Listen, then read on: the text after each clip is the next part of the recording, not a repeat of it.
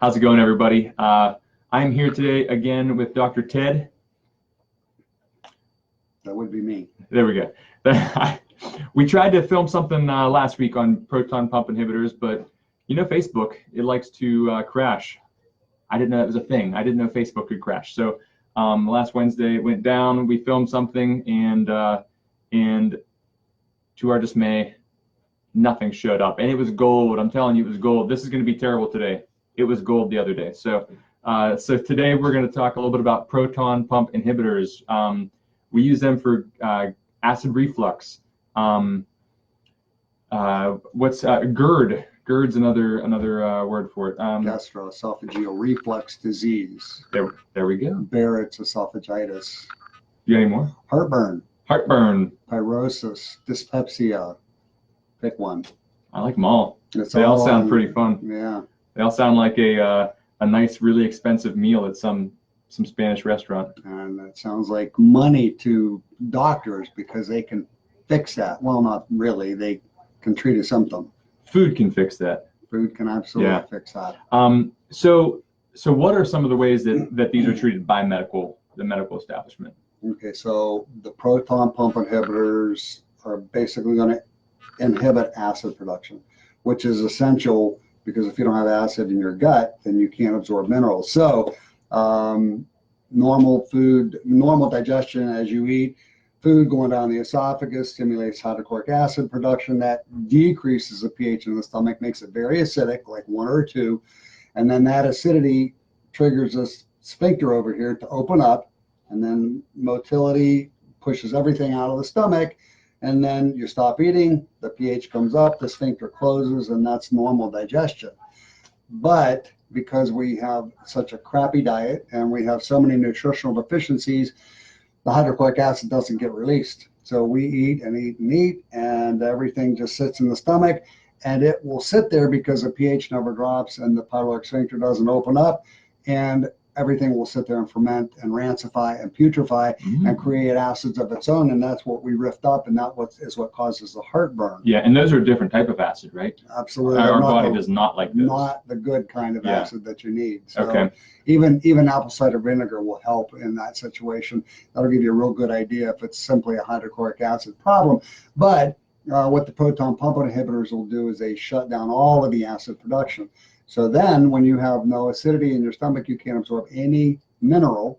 So with no minerals, you shut down 70% of your immune system. Oh. So those proton pump inhibitors literally wipe out 70% of your immune system.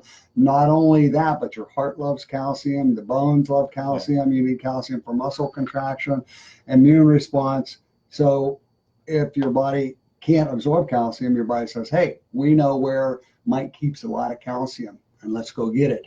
And it's the bones. Let's go fall and break a hip. And that's right, because after a while, then now at least they're putting on the warning labels, talk to your doctor about osteoporosis because the calcium just gets sucked out of the bone.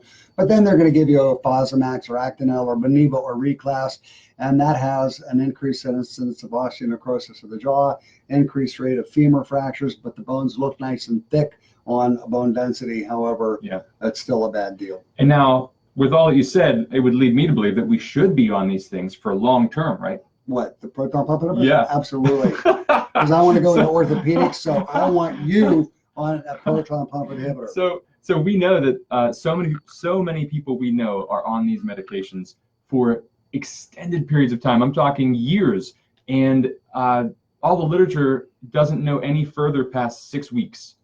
We aren't supposed to be on these longer than 6 weeks. And I would argue we're not supposed to be on these longer than a day or two, if at all. I would argue not at all.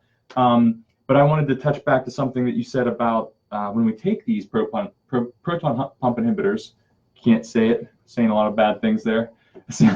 When we take these things and it knocks out all the acid in our stomach. You said one of the reasons that our sphincter shuts off is because it sees the acid rise up. So if we're having acid reflux, that stuff coming up our throat, whether we're laying flat, sleeping, or just walking around, we're having these issues, it's essentially because we don't have acid. Not the right kind of acid. Not the right kind of acid. And our bodies are in tune to that right kind of acid.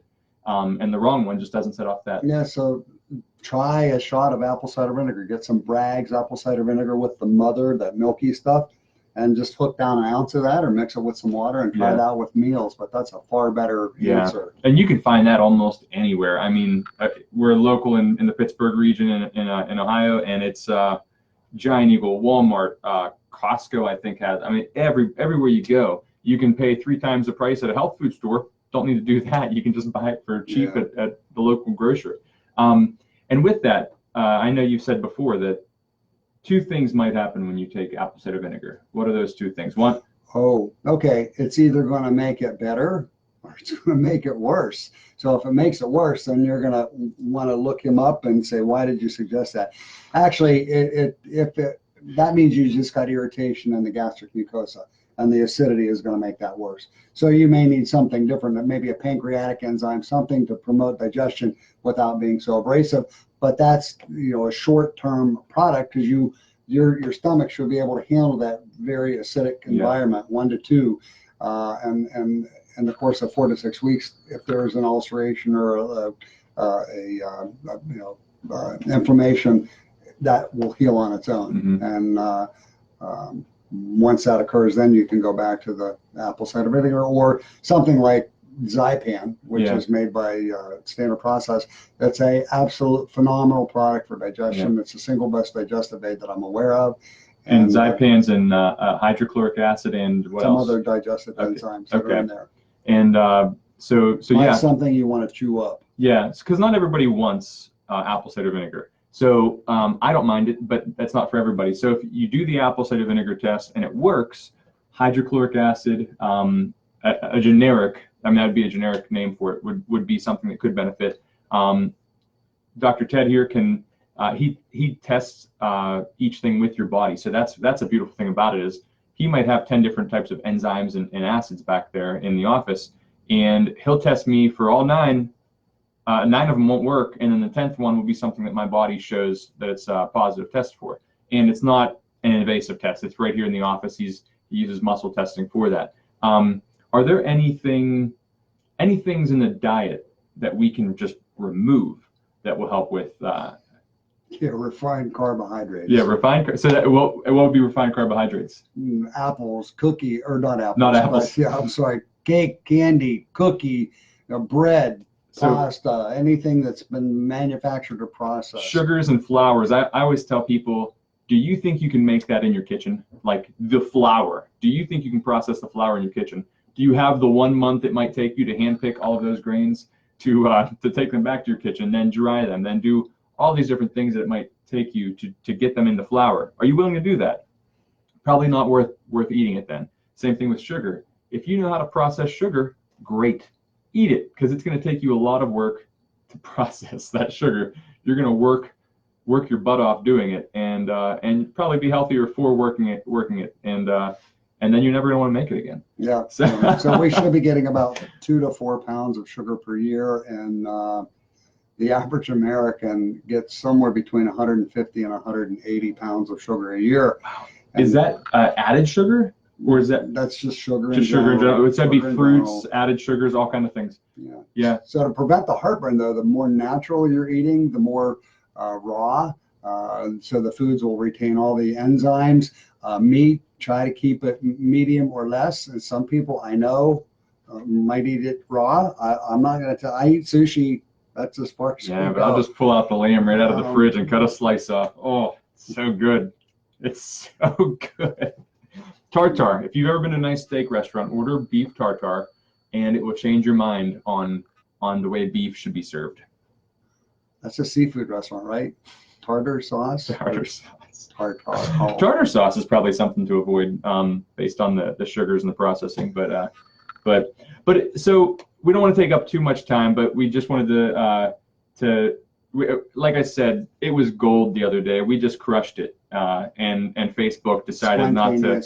Yes, it was just terrific. So Facebook decided they didn't want to air it because it just crashed. Yeah. So we're screwing it up this time just for you. So if you guys do have acid reflux, and if you do have issues with medications that you just can't figure out, you can't get it fixed, you don't know what's happening, Dr. Ted's your guy. I work at the office now, and which only makes it that much better, right? I mean, we're both really humble guys. He's crushing it again, huh? So yeah. but we do really enjoy being at the office. We enjoy working together, I think. Okay, we enjoy working together. So we really can, Dr. Ted especially, can really pull you back off of the medications that you're on and introduce the supplements that you need to help correct and adjust some imbalances, some whether enzymes or nutritional, and then with the help of some food consulting with me, I can really dial you in on that. Dr. Ted sees terrific results. He had somebody come in just to give a testimonial today because she's so blown away.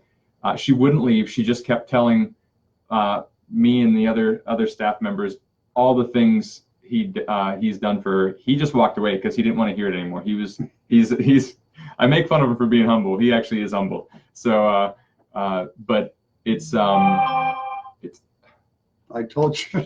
I told you. So anyways, guys, thank you so much, and hopefully we'll see more of this, more of me and Dr. Ted. If you guys have anything in particular you want to hear about, just let us know.